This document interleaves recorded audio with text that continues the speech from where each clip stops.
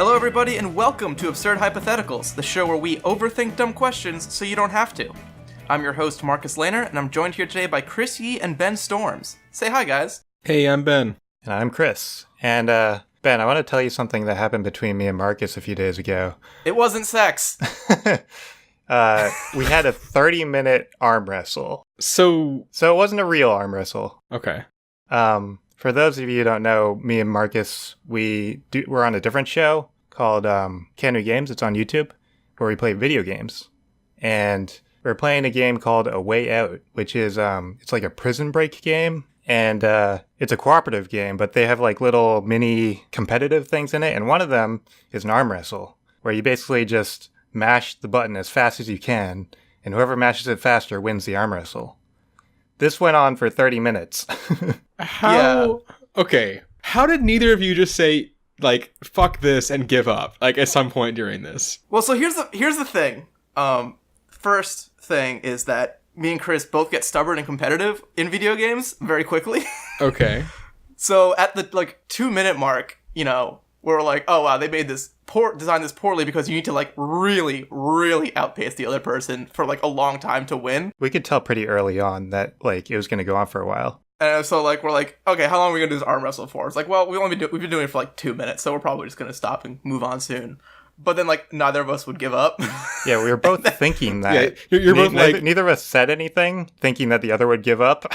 Right, you're both like, oh yeah, so he's just gonna give up soon because this is stupid. But neither of you would ever think to actually just give up. There's actually one additional detail that is important for the story too. For the Can We Games show, we do a lot of stipulations when we play games. Oh yeah. And this stipulation, because it was a co-op prison break game, was we were going to play handcuffed. Not only that, we were going to play handcuffed so that one of each of our hands was on each controller. So I had the left half of one controller, and Chris had the right side on the other side. So we're like buddy, arms in a tangle, handcuffed together while we're doing this arm wrestling match. And it felt like a real arm wrestling match because it became an endurance thing after a while. We were completely out of breath at the end. My arm was sore. I was gross and sweaty. Yeah, we were sweaty because it was warm out too, and we had to turn the AC off because it makes noise on the mic. Right, yeah. Yeah, over the course of the arm wrestling match, the temperature in the living room went from 70 degrees to 78 degrees. Oh my god. The thing is, we weren't planning on doing this. We wanted to film a normal episode of the show, and we just happened to trip into this. So out of curiosity, how much of this is actually going to be on the show? Are you just gonna throw it all up there, or? Yeah. So the plan is to put it up as just one uncut video, and actually, for all the listeners, if you're listening to this the day it comes out, I think it's going to come out this Wednesday.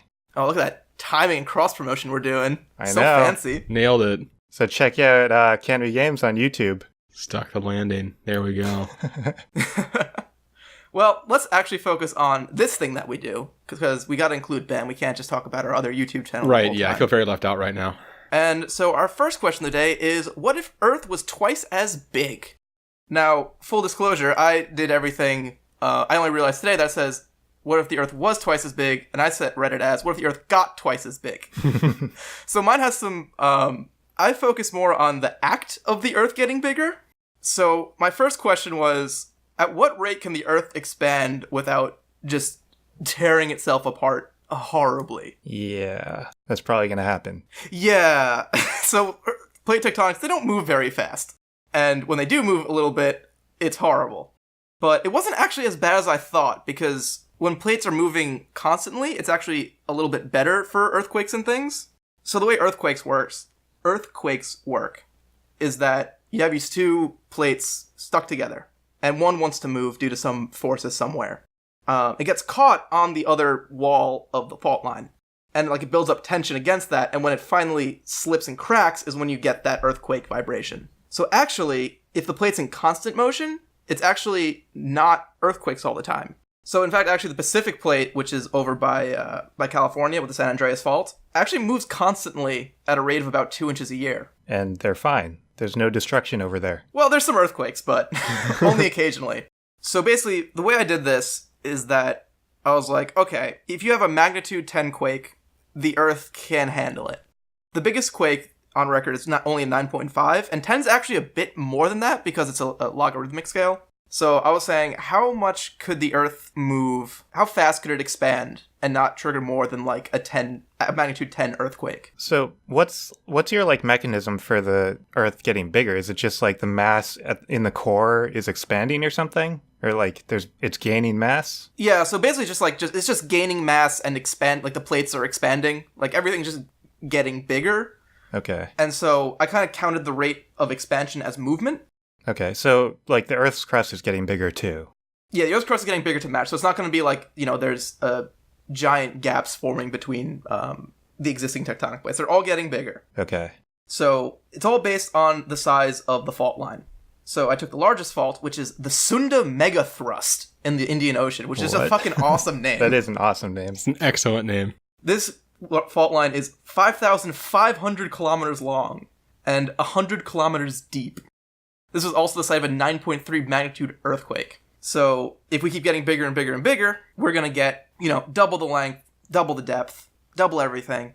But actually, the maximum earthquake from this fault line naturally would be actually just a straight magnitude 10. So this largest earthquake you can have is limited by the size of the fault.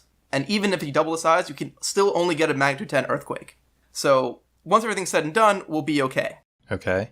Will we, though? So here's the kicker.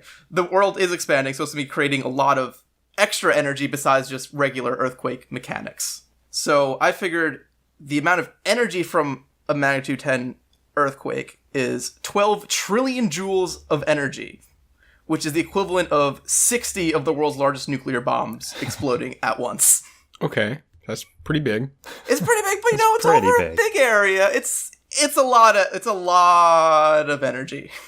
So, based on that and through a bunch of hoops and math, I found out that the largest plate could expand at a rate of 0.2 miles per hour. So, for like radially outwards. And with that rate, it could expand over the course of 2 years without going over a magnitude 10 quake. So this whole process will take 2 years. Right. If it takes shorter than 2 years, the Earth is fucked. Okay. And that's good news, I guess. Still doesn't sound that great. Yeah, there's going to be some other bad things happening at the same time. I can think of some other stuff, but I'll let you continue. Some bad things. There's going to be close to magnitude 10 earthquakes all over the place all the time. That's going to be bad. Doesn't seem great. So I'm just assumed that all volcanoes will be erupting at the same time. They're not going to stay dormant. So along with that, you get loads of acid rain. You get another ice age. You get 10 years of total darkness as the sun is blocked out by all the volcanic ash. We're not going to survive that very well. Again, that's kind of a longer term problem. Shorter term problems include when the Earth is twice as big, gravity effectively doubles for everything on the surface. So a lot of animals and plants are just going to collapse under their own weight. Including us? I think humans would be okay, but our biggest problem is our heart pumping blood through our bodies.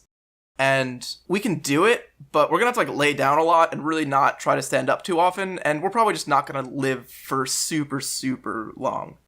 And then a lot of us are going to die pretty much immediately because things that don't like their weight doubled include, buildings, bridges, infrastructure, anything we designed to stand up under its own weight, I mean, the 2 times the gravity, that's after the whole thing is done, right? But right. While we're all moving outwards, you said 2 miles per hour? 0.2 miles per hour. 0.2 miles per hour. And that's not exactly, we're not going to be moving 2.2 miles an hour, upwards. It's going to be, kind of sideways, and it's, over the whole plate, the whole tectonic plate. So we probably wouldn't actually feel the expansion over the magnitude 10 earthquakes that are happening. Right, exactly. Aside from the magnitude 10 earthquakes that are a direct result, we probably would not feel it very much. So those are all very big problems that are going to kill us. The other thing I think that is going to kill us, which I like the best, is the Earth is twice as big. And so I said the gravity is doubled on the surface. But it actually only works that way because the mass of the Earth is times 8, and we're twice as far away, so it, divides it by 4.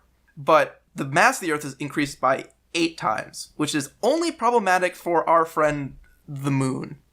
So if the Earth is 8 times as massive, the force pulling the Moon towards the Earth is 8 times what it is right now. Right, if the moon stays in its same spot. Right. And so right now the moon orbits the Earth at 2,200 miles an hour relative to the surface. And that perfectly counteracts the gravitational force.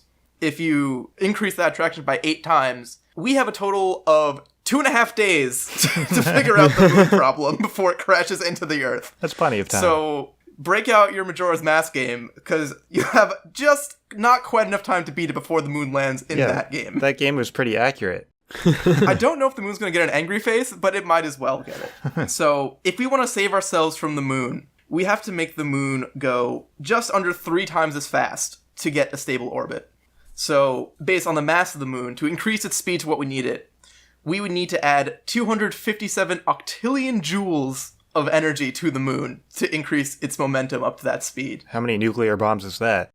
Well, the largest nuclear bomb, the Tsar Bomba, can explode with 50 megatons of force. So if you convert megatons, which is millions of tons of TNT. So it explodes with the force of 50 million tons of TNT. It's actually only 210 quadrillion joules. And if you take all the nuclear bombs and throw them all at once, you get about 100 times that number, so you get 27 quintillion joules. So that's, 5 magnitudes of 1,000, compared to octillion, which is 8. So we're nowhere close still. Yeah, if we launch all our nukes at the moon and get all the energy, like we make a big dish, I guess, and transfer all the energy of the nukes to motion to the moon, we have increased the moon up from 2,200 miles an hour to 2,200.001 miles per hour. Progress! How many days does that add? That adds no days. It'd be pretty. It'd be a pretty explosion. You'd probably destroy the moon. Honestly, I don't even know. Moon's bigger than I thought it was. That's a pretty crazy number. And also, if we destroy the moon, it doesn't help us any.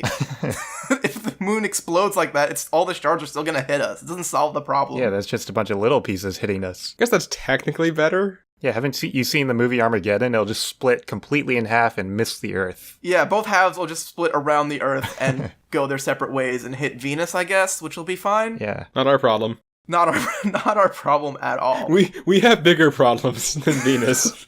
Yeah, there's a lot of very big problems with the Earth being big. So, Earth big problems. Mm-hmm. So I could not think of a way to make the moon faster, or make the moon fast enough, or, really I couldn't fix any of these problems. We're just fucked, guys. We're just fucked. That's usually what Ben says. Yeah. Yeah, I tried to keep my optimism here. I thought I would solve it with nuclear weapons, but it really was not even fucking close. I'm very proud of myself. I did not go apocalyptic on either answer today, which I think might be a first for me, actually. You, transferred it over to Marcus. Yeah, you sent me your bad vibes. Bad mojo. Exactly. All right, Ben, well, give me your optimism, because you did this as if the Earth was always twice as big, correct? Yeah. So I assumed the Earth was just always twice as big. Same pretty much relative geography, but just bigger. So I decided, we do a lot of talk about science on this show, obviously. I decided to talk about history a little bit today, because we don't ever do that, literally. Oh, well, that's because I don't know anything about that. Yeah, I don't know anything about history. I know very little, but Wikipedia knows a lot, so I'm able to transfer that knowledge. I remember when George Washington split the Mediterranean Sea to help the Egyptians invade Europe. That was a pretty good day. I remember when me and Marcus had a 30-minute arm wrestle. That's history. That is also history. Put it in the books, guys.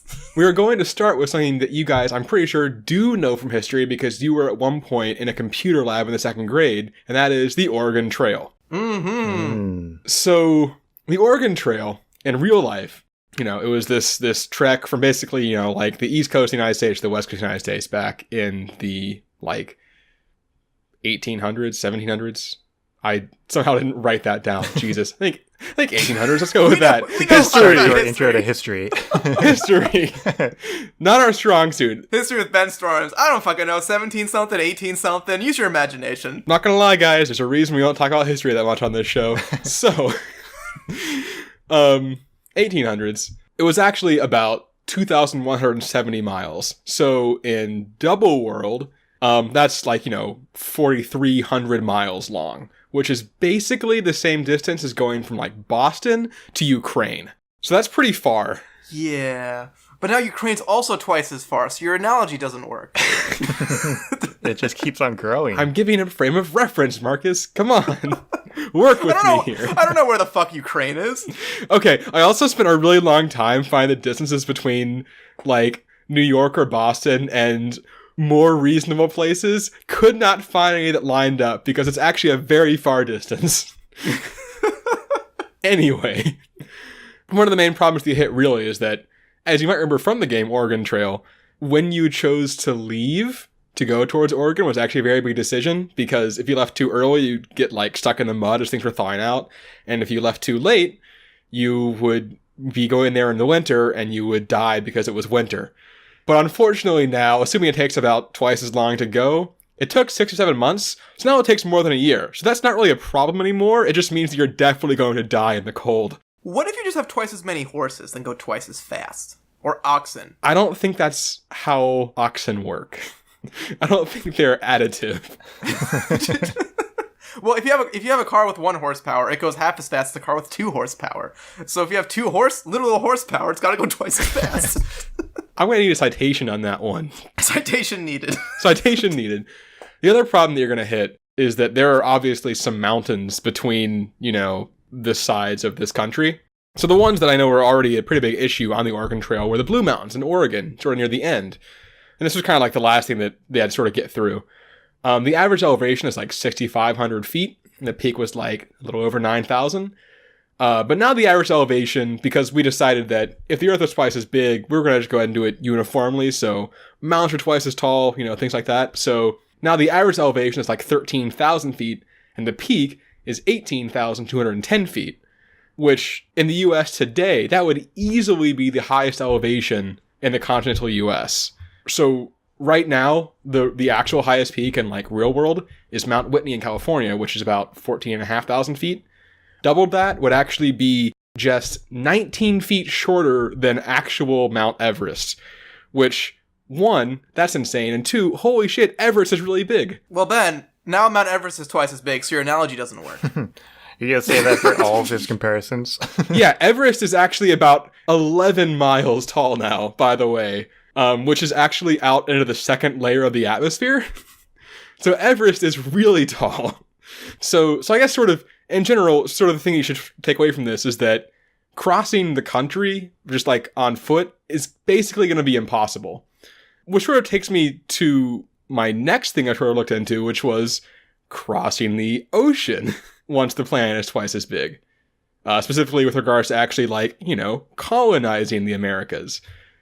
So, one small caveat on basically all of this information, it's actually really hard to get, good numbers on how long it should take to cross in, an 18th century ship, the Atlantic Ocean, because apparently it took everywhere from, the high 20s number of days to get to, the Caribbean up to, it was 144 for the Jamestown settlers. I don't know what why the range was so high. What, they just have a fucking raft with 1 oar between the 5 of them? I guess, I don't know, man. I don't know. But yeah, it was weirdly, I have to be a little imprecise on these, but sort of as a base, because it was kind of a nice, middle number of the things I was seeing, we're going to use the Mayflower. So that went 2,750 miles in 66 days.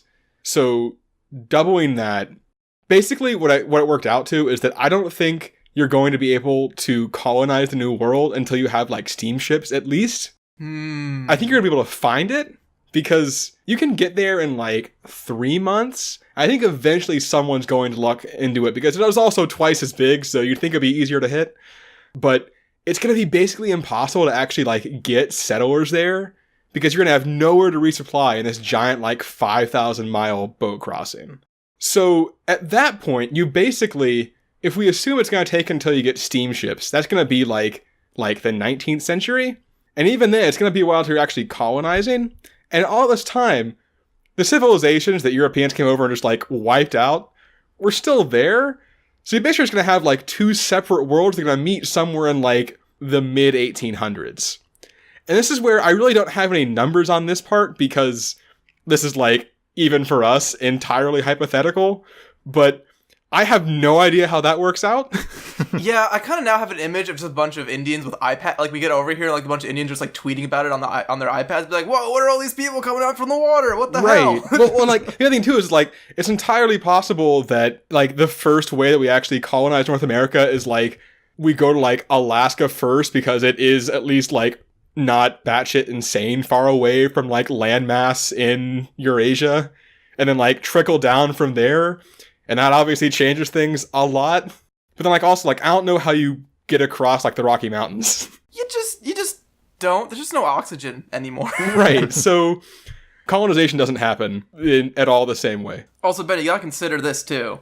If the Earth is twice as big and gravity is twice as strong, we're probably gonna be smaller. Like, we're gonna probably be, like, 4 feet tall, maybe 4.5 feet tall. But we'll be stronger. We will be stronger. We'll be stronger, but it doesn't fucking help us because we're using all that strength to not get crushed under our own weight. That's a very good point. I also did not think about, like, the effect of increased gravity on... I guess, actually, I will just go ahead and say, I feel like in the back of my mind, I sort of assumed that the Earth was, like, half as dense, or however it worked out, that the mass was still the same, so I didn't have to worry about... Yeah, let's throw that caveat in here, you know, at the end of everything I said. Yeah, because otherwise it's like... boats and like, oh shit, nothing floats. Right, yeah, because boats not the best, not, you know, boats aren't going to work. I don't think that planes are going to work very well once we get around to those. Wait, do boats work? Is it a density based? Density and gravity? Boats would still work. Would boats work? I mean, boats would be heavier, but water... Boats would be heavier. Water would still have the same buoyancy, I think. Yeah. No, boats would definitely not work as well. Yeah, they would not be as good. Birds would probably be, like, giant, right? Birds would be huge. Birds would be jacked. No, birds would be smaller. Actually, no, yeah, you're right. It's hard to make big birds than small birds. They're going to be small birds with big wings. It's going to look really weird. That's why there's only one big bird on Sesame Street and, like, a whole bunch of little birds. Right. Like, man, that was a pain in the ass making that one big bird. So in summary, humanity is very different? I don't know. This one, yeah, things change a lot. I now really kind of want to just make an entirely new podcast series that follows this fake history of the small little Hobbit Indians and their encounter with the steamship. Right, yeah. But they're not so unprepared. Like, they got like guns and stuff, just like not quite steam engine level guns. Calling them Hobbit Indians isn't going to offend anyone. I don't think it would. Mostly hobbits, and I don't think they listen to us very much. Hobbit Native Americans, I guess. Little hairy foot people. Anyway, Chris, what did you do? Yeah, so I also looked at if the Earth was always twice as big. And Ben looked at the history sort of as like 1700s, 1800s-ish. I went way further back than that because I think that if the Earth was twice as big, the dinosaurs would still be alive. Whoa. Let's get this assumption going. How does this work? So the dinosaurs went extinct 66 million years ago at the end of the Cretaceous period. And there are a few theories as to how they went extinct. There aren't any conclusive theories, but there are two main theories that most people agree on. The first one is volcanic activity. Marcus actually mentioned it a little bit. Just basically there were a ton of volcanoes everywhere and shot ash up into the air and blocked out the sun. And there was like 10 years of no sun, and that killed everything. The second theory is that an asteroid... Chuck Norris. Yeah, Chuck Norris. Norris killed all the dinosaurs with roundhouse kicks. The second theory is that an asteroid hit the Earth, and it basically did the same thing as the volcanoes. It wasn't the impact that killed them. It hit a bunch of like dust and debris into the air, and they called it impact winter, and it lasted for like 10 years and killed everything. So I think the more accepted theory is the asteroid theory. They're both pretty close, but I'm going to go with the asteroid theory for my answer. Yeah, that's pretty cool, and it makes a better movie. It does, yeah. So if you look at the asteroid, they think they found the asteroid that actually hit the Earth. It's called Chicxulub. I don't know if I'm pronouncing that correctly. It's spelled Chicxulub. Chicxulub. Okay. I'm not going to argue on that one. I'm sure someone will write us in and tell us we are pronouncing it wrong, but it'll be in text form, so we won't be able to understand what they're saying either. Yeah. It's not Chicxulub, it's Chicxulub. And they actually found the crater of this in Mexico, and they estimate that it is 6 miles in diameter. And just analyzing the crater, they dated it back to 66 million years ago, so they're pretty sure this is the one, if it did happen. So I want to see if the Earth is twice as big, would this asteroid have the same effect would it wipe out all the dinosaurs? So right now, the Earth is 7,800 miles in diameter. And I found a fact about asteroids. For any asteroid that is 1.9 miles in diameter, it'll burn up in the lower atmosphere. And that's if it doesn't have a high composition of like iron or anything. They looked at the crater and they found like a bunch of materials in it. They didn't find iron. So I'm going to assume that it didn't have iron. Pretty safe assumption. If they didn't find it, it's not there. Yeah. So if I scale this proportionally, if I compare the 1.9 to the Earth now and Chicxulub to twice the amount of Earth, I want to see, would it still have the same effect? So looking at the atmosphere for the Earth now, they said the lower atmosphere. I think that includes like the mesosphere, the stratosphere, and the troposphere. Those are really the three main layers that would like affect it. And these three layers combined is 50 miles thick. So if the Earth was twice as big, the way that the atmosphere was formed was that there was a bunch of gases released from volcanoes, and there's just gases from the Earth's core. So if the Earth was twice as big, there would be more gas from the Earth's core. Specifically 8 times the amount of gas, because it'd be 8 times the amount of volume. That means that we'd have 8 times the amount of atmosphere.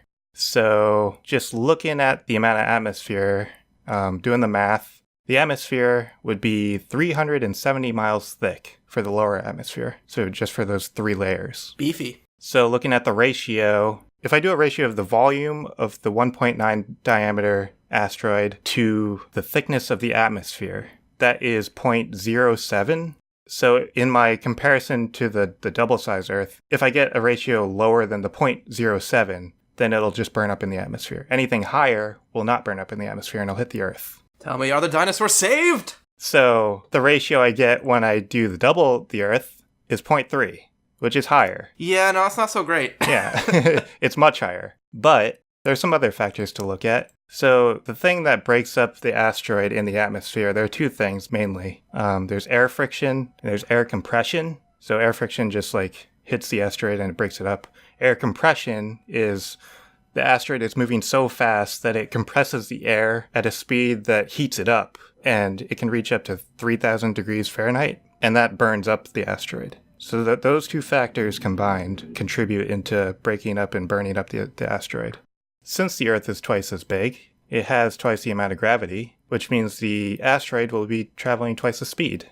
And the air friction is dependent on the velocity. It's actually an exponential relation. Oh, good. That's always a good one. Yeah, so twice the speed is going to equal 4 times the friction. So that helps. For air compression, I tried to find an equation for air compression. It was very difficult. There was like... All I got was results for air compressors, and now Amazon wants to sell me 35 of them. Yeah. I definitely had a few times this week, by the way, where I was trying to Google for things and like the terms I had to use were not helpful whatsoever for actually finding what I was looking for. It was definitely one of those weeks. Yeah, I mean, I found like an entire paper by NASA on the subject. That helps. And it was not clear at all to me. Oh, maybe not. I did not understand it. So I still get results for extermination products from when we did the 6 inches tall question, and I was talking about being an exterminator. So I did a lot of research on rats. And so now Google thinks I have a rat problem in my house. Yeah, so I couldn't find anything. So I kind of just assumed that it was a linear relationship. So twice the speed equals 2 times the effect. I don't know, it could be different than that, but that's what I went with. So these 2 factors, I added them up and I made an adjustment factor of 6. So I divide my ratio by 6. My new ratio is 0.05, which is less than 0.07. So the asteroid would burn up in the atmosphere and the dinosaurs never would have died. Awesome. So we're probably all dead, huh? Yeah, so we probably wouldn't survive. Right. We survived. Did we survive the dinosaurs? I forget how many dinosaurs we actually encountered as cavemen. None, I think. I'm so bad at history. I mean, I've seen the Ice Age movies. See, the thing about getting this one wrong is that it's when I look it up, I'm going to be embarrassingly wrong. It's like the Tyrannosaurus Rex was 35 million years before the advent of the humans. Yeah, I'm pretty sure there was no overlap. I don't think it was anywhere close. Yeah, we had kind of dinos. Like we had mammoths, which are like kind of dinosaurs. Kindosaurs. So that was my answer. All right, well, while you're cowering away from the dinosaurs that are roaming the earth, entertain yourself with these great new products. Let me know if you've been here before. You get back from a long day and put down your glasses, ready to get some rest. But oh no! You hear something crash inside the house. You'll need to check it out. But oh, double no! You can't find where you just put down your glasses! Yeah, we've been there too. So we're introducing Glass Finders. Glass Finders help you see clearly so you can find out where you put down your glasses. So how do they work? Our patented technology uses a pair of thin sheets made from liquid sand to distort incoming light so that your brain can interpret it easier. These sheets are mounted to a thin metal framework that can be used hands-free by resting the framework on your nose and ears. 2 silicone pads are attached to the framework for comfort during use. Never lose your glasses again with Glass Finders.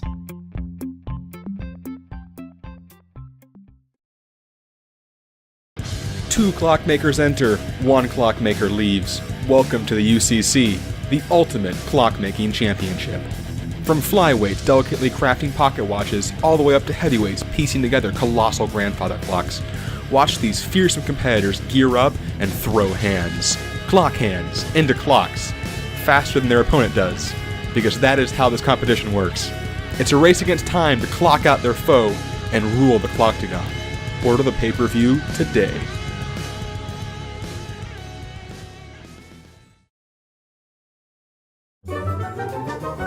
Absurd Innovations. Hi, I'm Chris Yee of Absurd Hypotheticals. We cause all sorts of mayhem on the podcast, from filling the atmosphere with combustible methane to littering the streets with unfathomable amounts of chicken nuggets. We never know what problem we'll face next. That's why we formed Absurd Innovations. Here in our labs, we test to formulate the perfect solution to all of our absurd problems.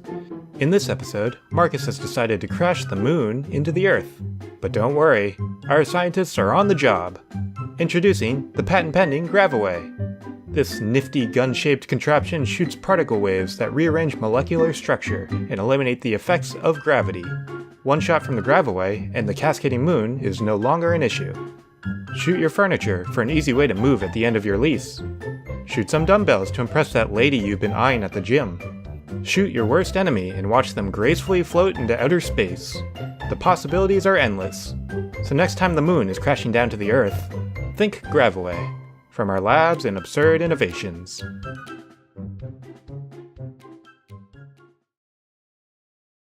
Alright everybody, welcome back. I'm gonna let Chris start with our next question, which is, what if you are what you eat? So I think I interpreted this a little different than you guys. I'll just explain how I did it. So I did, if you eat something, let's say you eat like a steak from a cow. I said once you finish the meal, you immediately become the live version of what you eat, so you become like a full cow instantly. Okay. So that's how I handled this question. And for my answer, I wasn't exactly sure what my goal was going to be. Originally, I was going to be like, is it possible to stay human? But I didn't want to resort to like cannibalism. Yeah, there's some hard choice you want to make, but you don't want to make that one. Yeah. Technically, if you eat an animal and then eat a human, is it cannibalism? I guess technically not. Can we get into like a lion-human loop? Yeah, that's one thing I was considering was the loop.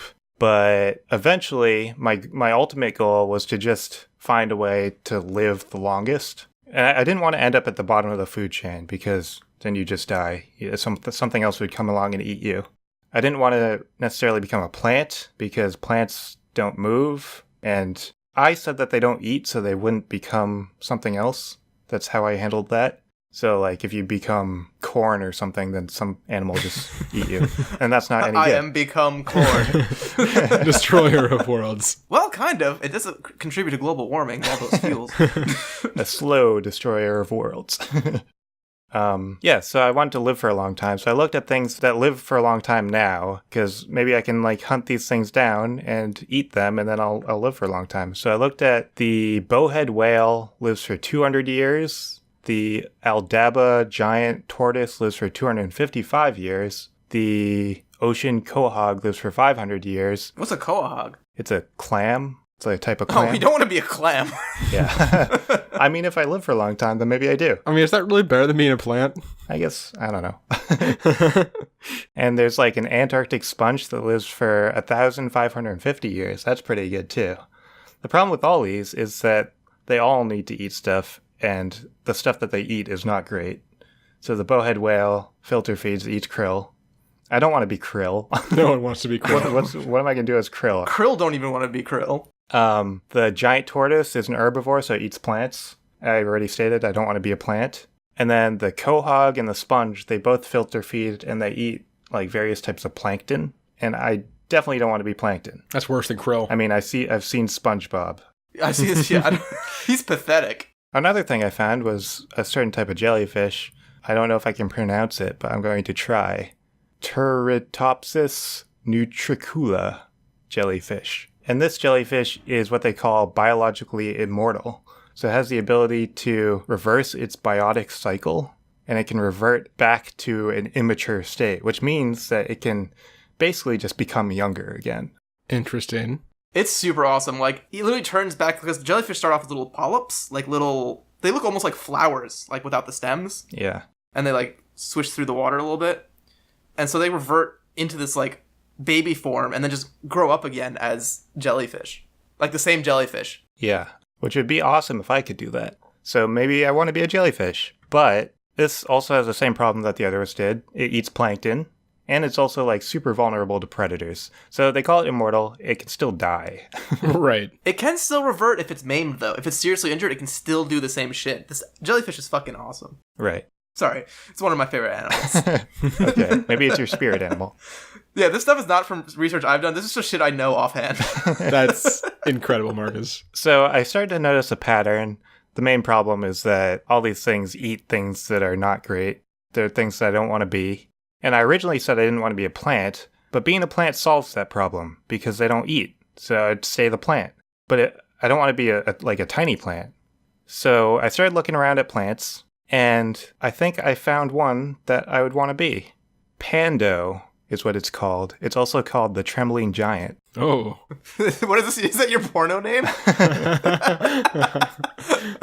It's in Utah. Chris Yee stars in The Trembling Giant. So it's in Utah. It's in the Fish Lake National Forest, and it's a clonal colony of quaking aspens. So it's like a bunch of aspens that are like, they're connected by the roots in like a network of roots underground, and scientists consider it to be one giant organism. So you want to be the biggest plant? I mean, the big part is nice. It's not necessarily the most important, but yeah, it's nice. So it covers 106 acres, so it is pretty big. It is 13 million pounds, Yeesh. making it the heaviest living organism in the world. Yeah, I mean, I'm not going to beat that in my lifetime. You might get close. I can eat all the burgers I want, and I won't even get on this. Everything's a rounding error. I can eat whatever. And then it is 80,000 years old. So that's a long time. I'll live for a very, very long time. And well, it's still alive.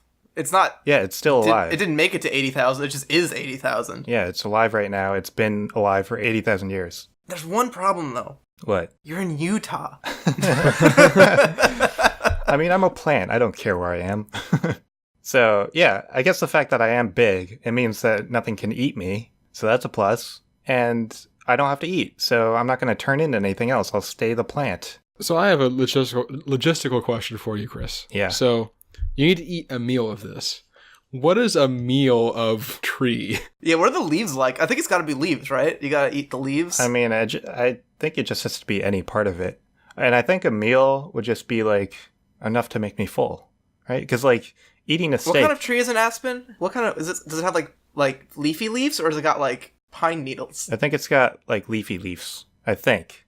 I probably should have done more research on the aspen. I'm bad at trees. I was a Boy Scout once, but I didn't remember much, apparently. Hold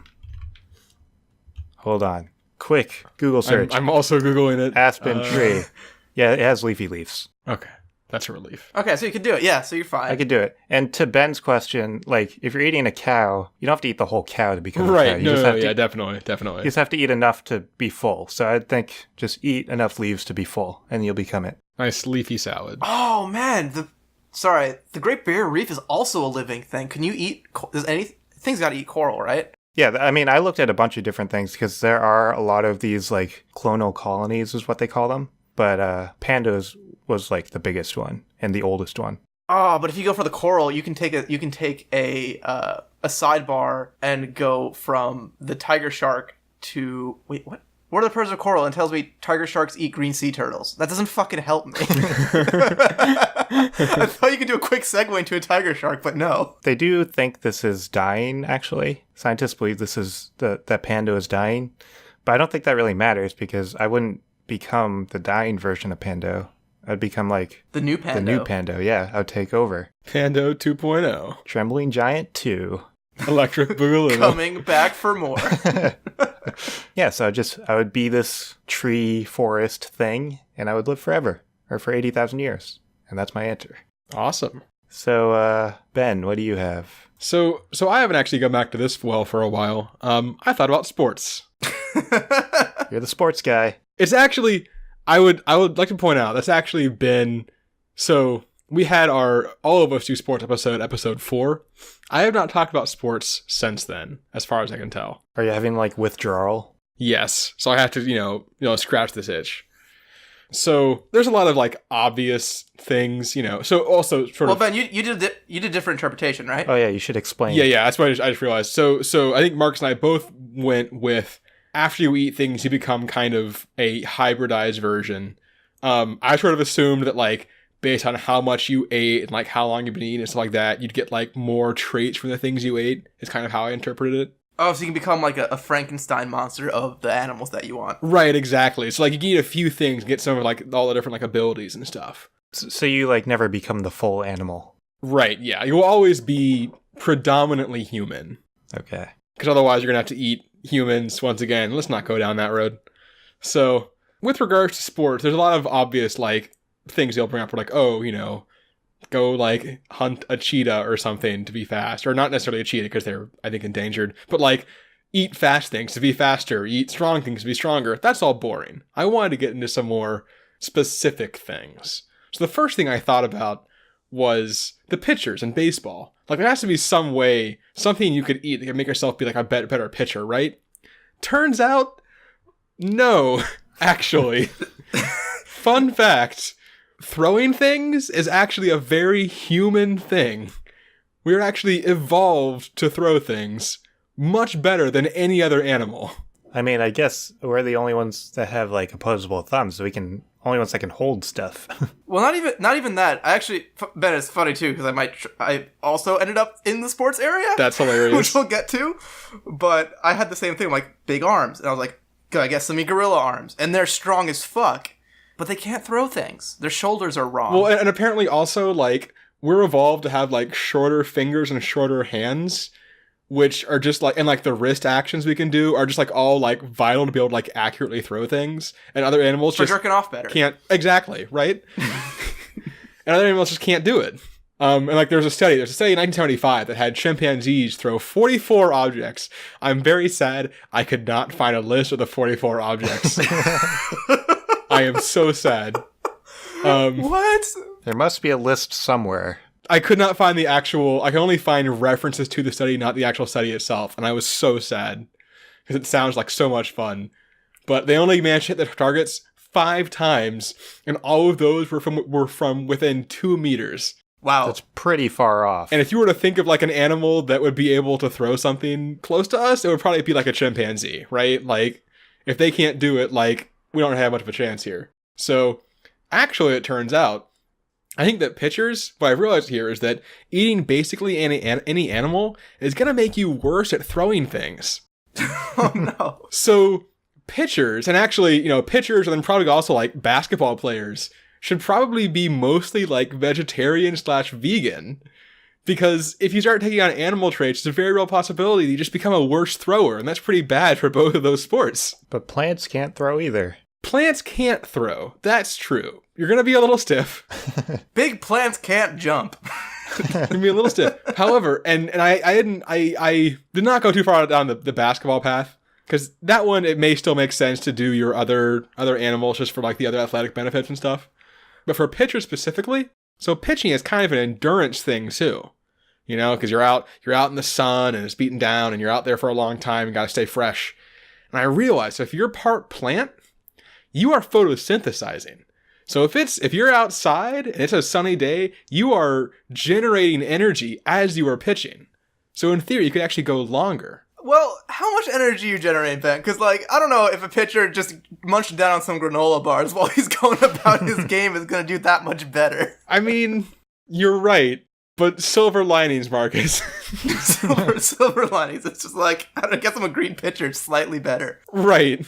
We're all the Jolly Green Giant. You need every edge you can get in baseball. Exactly. And baseball is a sport that has been, classically decided by the person in the top physical fitness category. It's really the most important factor. Oh, right. Yeah, totally. It's not like there's currently a pitcher who weighs like 260 pounds or whatever Bartolo Colon weighs right now. Also, I don't remember. Did you say that in your situation that this is happening to everyone, or is it just you? Everybody. Okay. Everybody. Yeah, I assume this is just a global thing. This happens to everyone. But the Red Sox still only have one pitcher, and it's going to be you if you can just get the right snaps. Right, yeah, it's all about them leafy greens.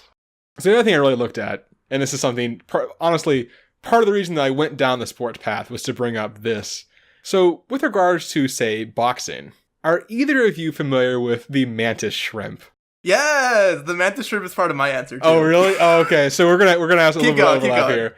But so the mantis shrimp, for those who do not know, one, not actually shrimp technically. They are apparently stomatopods, which are distant relatives of crabs, lobsters, and shrimp. They're anywhere from like a little under an inch to a little longer than a foot. They sort of get divided into two categories. They're smashers and spearers. So spearers have spears on the end of their arms. Smashers have like clubs. And stomatopods, basically in their arms, they have effectively they're basically like springs that they can compress using this like contracting muscle and then latch and just like store that energy to release all at once when they're ready. Which for the smashers, which is what we care about here for boxing, they can punch at 75 feet per second. Whoa. As a point of comparison, heavyweight fighters have an average punch speed usually of around 35 feet per second, max of like 45. So we're talking double the like speed there. So they actually punch so fast. Oh, and by the way, also that 75 feet per second is underwater because they're aquatic creatures, obviously. So that's with water resistance as well. They're actually punching so fast that the low pressure it causes, this process called cavitation, causes these little bubbles to form that then like immediately collapse, which release energy in the form of heat and light that briefly heat the water around it to about 8,500 degrees Fahrenheit. Yeah, they literally like implode the ocean just like when they punch. And then so when they punch, not only does their very fast moving little like club hit their target, there's a shock wave that forms from that collapse that follows behind the punch and also hits the target immediately afterwards. They're the one punch man of the ocean. Yeah, basically. But they also have two of these arms, so it's kind of like the four punch man, or two punch and also two like pressurized jets of superheated air. So I figure that being able to punch hard enough to like, so these guys are strong enough with these punches to like sever the limbs of like crabs they're fighting. So I think that's probably a pretty decent thing for a boxer to be able to, get a little bit of that juice going. Do they have like videos of them doing this? Because I want to see this. Yes, and they are amazing. Definitely look them up. Yeah, it's pretty sweet. So obviously, that punching ability is going to be very nice for boxers. Well, does it make boxing better as a sport? Maybe. We don't know. We don't know until we try. I mean, there's going to be better TV moments when someone's fucking head goes into, roll 38C, seat 7. And yes, you inherit the good punching, but you also have to be underwater, right? I think you don't eat the heads. You just eat the arms. I think you will have, some gill action, but also like I think you eat a little bit and you control yourself, So you still keep your conditioning like above ground or above water, but you get some of that punching. There is one other downside of the mantis shrimp. Well, possibly downside, possibly upside. So the mantis shrimp has some very interesting vision. So humans have 3 kinds of photoreceptors in their eyes. There's like a red one, a green one, and a blue one. Some animals have a 4th one that lets them see ultraviolet light. I think some animals even have a 5th one. That's a second ultraviolet one. Yep, eagles got that one. Eagles got that one. There we go. Mantis shrimp actually have 12 different kinds of photoreceptors. 8 of them for the part of the spectrum that we can see, and then 4 more for the ultraviolet part of the spectrum. And 2 more pick up basic cable. Yes, yeah. Well, one's for HBO, but You know. That only the rich crabs get that one. Right, yeah. The rich shrimp. So you might be thinking that, like, wow, so they must just, like, see all these crazy colors and stuff. Well, it turns out they're actually worse at distinguishing colors than humans are. About 3 times worse, it turns out.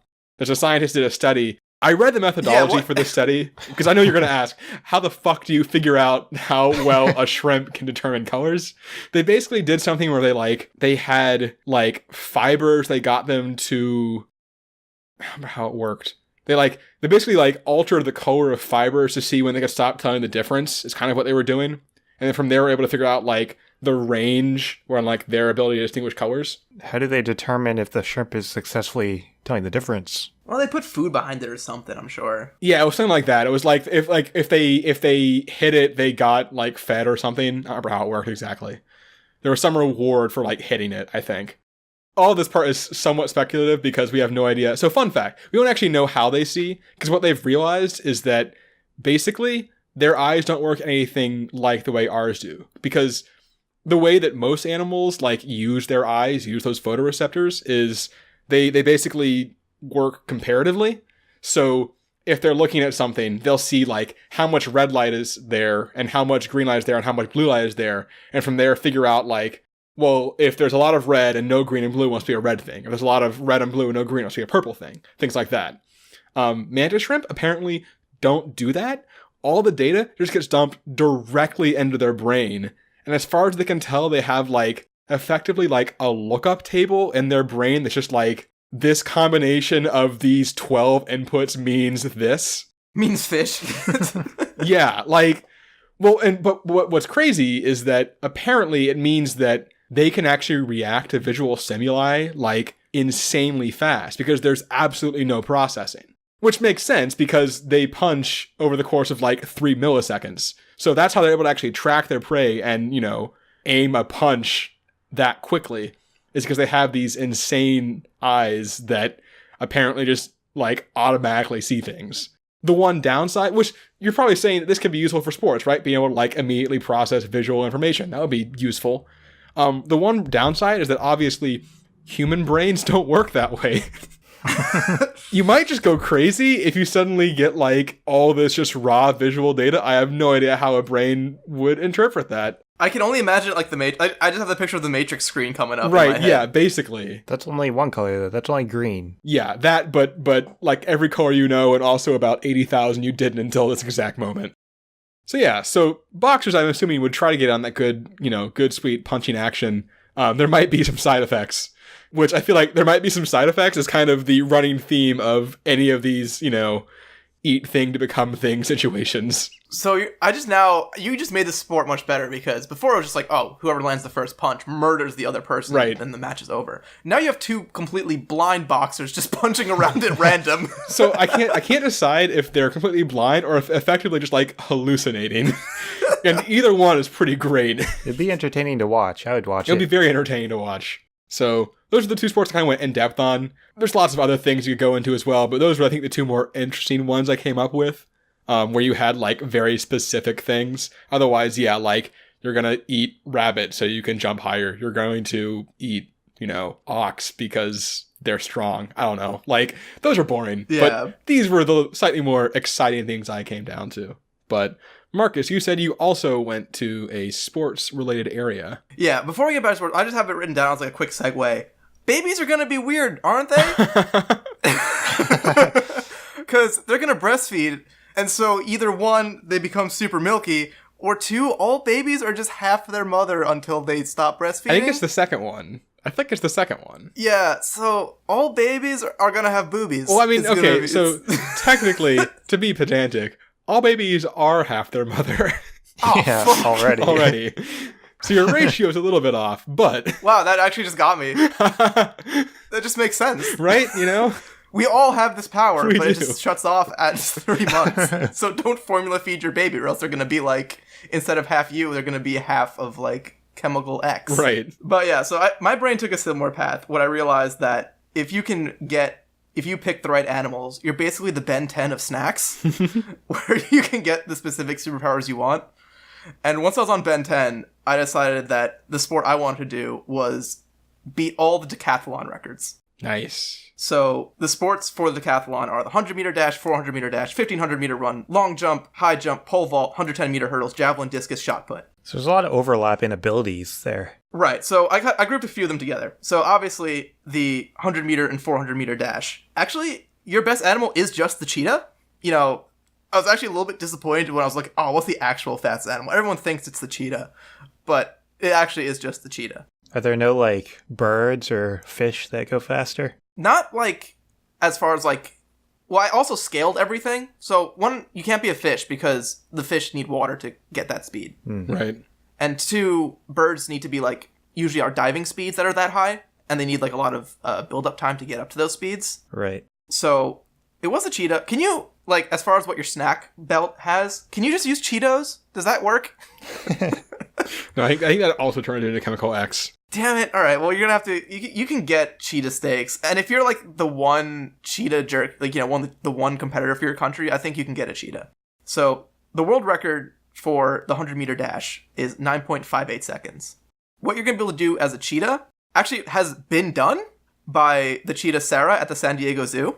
Oh, yeah. I've seen that cheetah. Yeah, I did too. So, Sarah... It's actually a fun fact. Sarah is a cheetah at the zoo, and she does daily runs.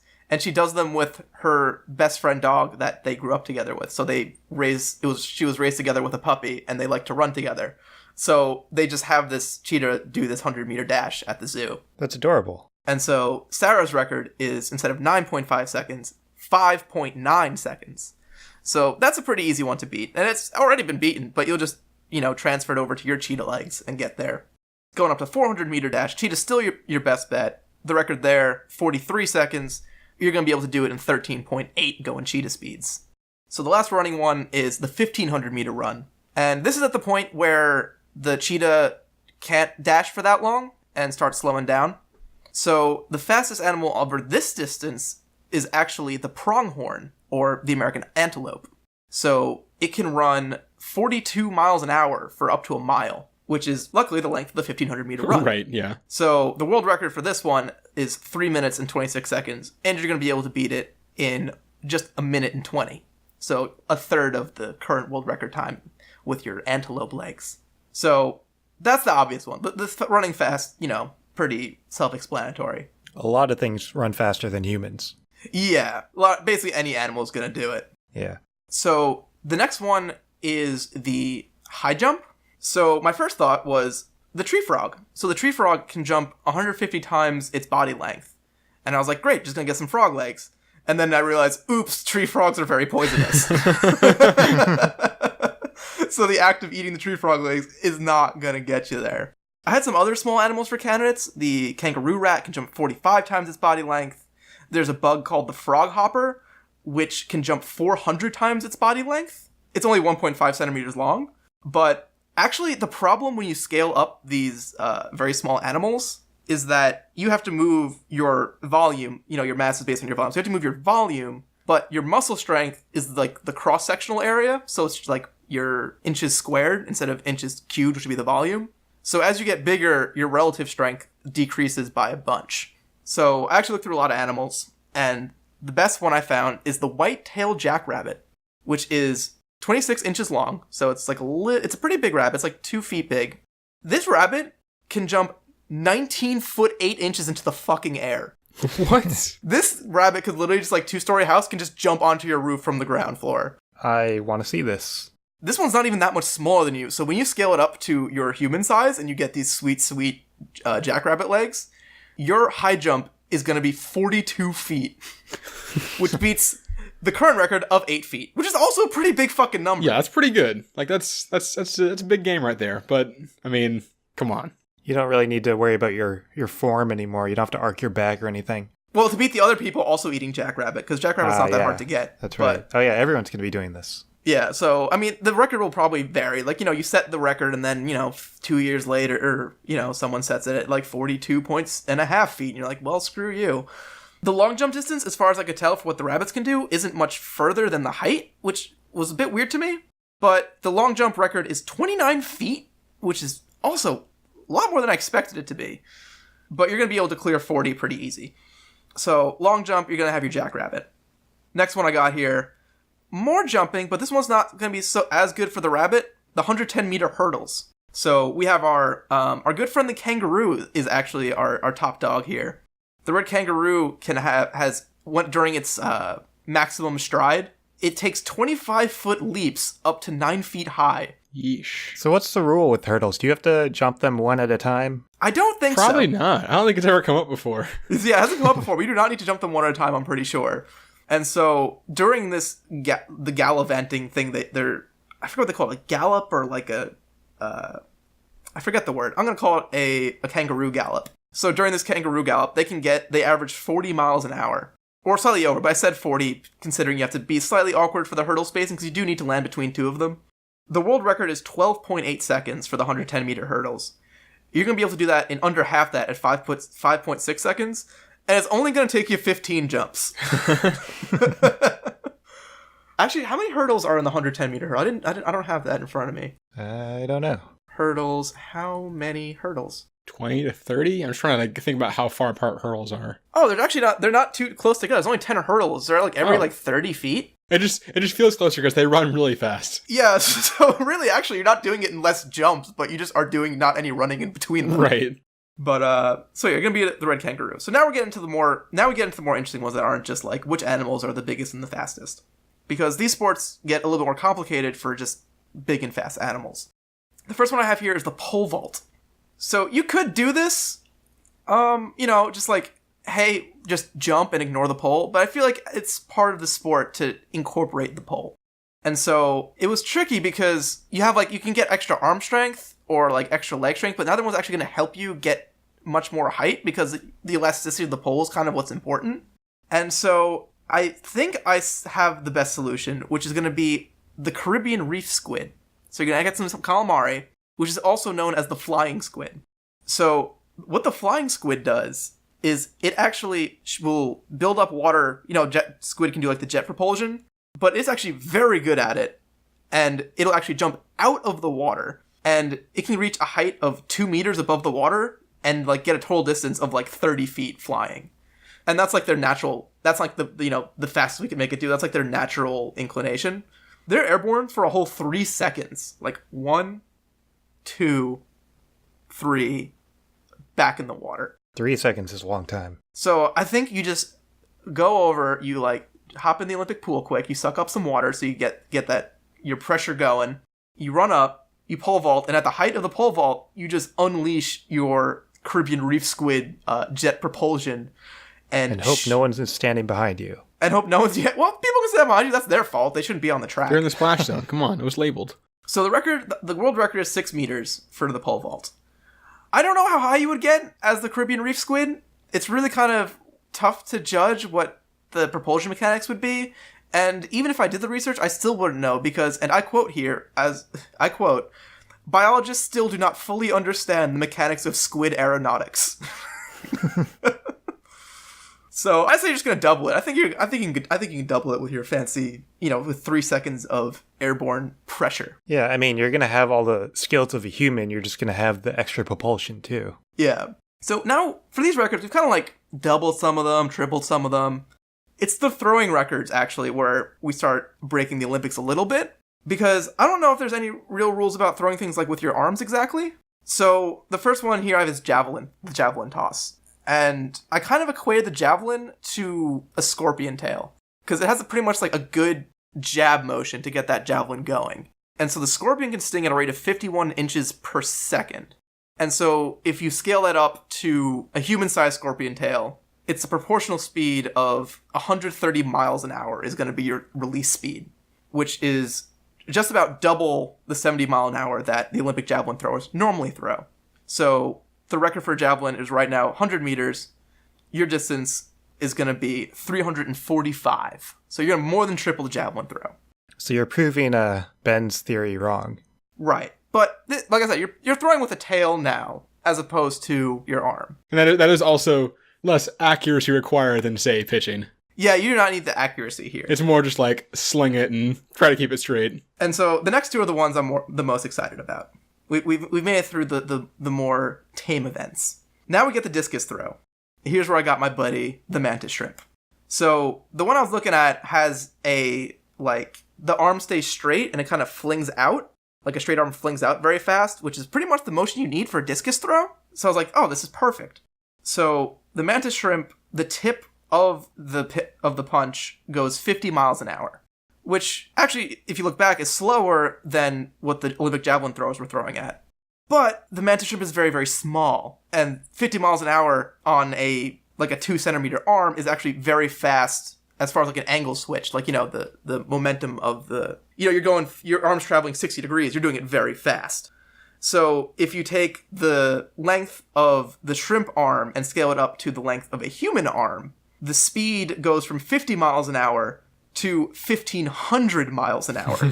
So the Olympic record for a discus throw is 70 meters. I mean, after saying that first speed, I don't think you really need to say the record. Yeah, the record is 70 meters. Your distance that you're going to be able to throw this discus is 45,581 meters, or 28.5 miles. That is more than a marathon right there. Yeah, so you could throw it to the marathon winner while they're at the podium from the start. Assuming that the disc doesn't just, disintegrate from the forces. Right. And that's not even the best record we're going to beat. Because the mantis shrimp, although it was thought to be the fastest motion in the animal kingdom, is actually not the fastest. So we're going to move on to the shot put. And this one's going to be a little tougher to eat, because we're going to need to eat trapjaw ants. So the trapjaw ant is basically an ant, but it's got two big pincers that are like 180 degrees apart from each other that snap shut at a ridiculous speed. So they snap shut at 140 miles an hour at their tiny ant scale. I mean, I think it would still be pretty easy to eat them. Well, what they it's do... It's easy to kill them. Yeah, so the problem is you're trying to eat them is that the way they escape is by putting their head against the ground and snapping their jaws. So these little tiny ants will actually shoot up like a good, like it was 8.3 centimeters into the air and up to 40 centimeters away by doing like this hop. So they're going to be able to, like, if you have them on your plate, they can hop over your plate and like keep hopping away with their jaws. So you basically have like this popcorn effect that you're trying to eat these ants. You could just smash it with like anything. I mean, I guess you could kill them, but I mean, do you want to eat smashed ants? You got to eat them live for the best effect. So I did a lot of the same math. It was actually hard to find out how the force transfers from something getting squeezed between two jaws. I couldn't find any good equations, so I basically just did the amount of energy that the jaws would generate if you can get that same angular momentum that the trapjaw ant does. I had the amount of energy it was like thousands and thousands and thousands of joules, but it's and in my... this is the part where he loses his spot in his notes. This is the part where I literally didn't write it down on my show notes, and they're in my notebook, which is on the other side of the room. So I'm missing some big numbers in the math, but believe me, they're big. So if you can transfer all the energy of your jaws and just stick the fucking 16-pound shot put into your mouth and shoot it off, the world record here is 23 meters. Your distance is going to be 896 miles is how far this shot put is going to go. Which, unfortunately, does not quite get into, like, the stratosphere and go into space, but it's not so far off. It is going to be over in the next few towns, and it's going to be just buck fucking wild. So, that's how you beat all the Decathlon records, by being the Ben 10 of snacks. So you'll just have, like, an ultimate meal the night before with all this stuff. Well, you have to kind of do the events in order, so you're gonna have to have a snack pouch. I guess we didn't... Yeah, I don't know how fast it would take to take effect. I mean, my thing was like, oh, you immediately Instant. are the last thing you ate, yeah. I could not find a use for vegetables, like, they fucking suck. Yeah. Like, why do we eat these things? Like, every time I was like, oh, what could you do, like, as this plant or this animal or this leafy thing? It's like, oh, you could just be, like, mostly water and immobile? Yeah, not so great.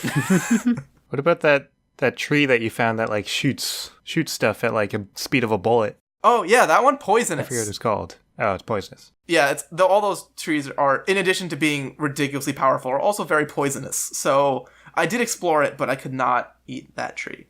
Because every part of it was poisonous too. The leaves are poisonous, the bark is poisonous, the seeds are poisonous. You can't get it. But if you can become it, then that's like the ultimate thing to be. That is the angriest tree. You just become dead.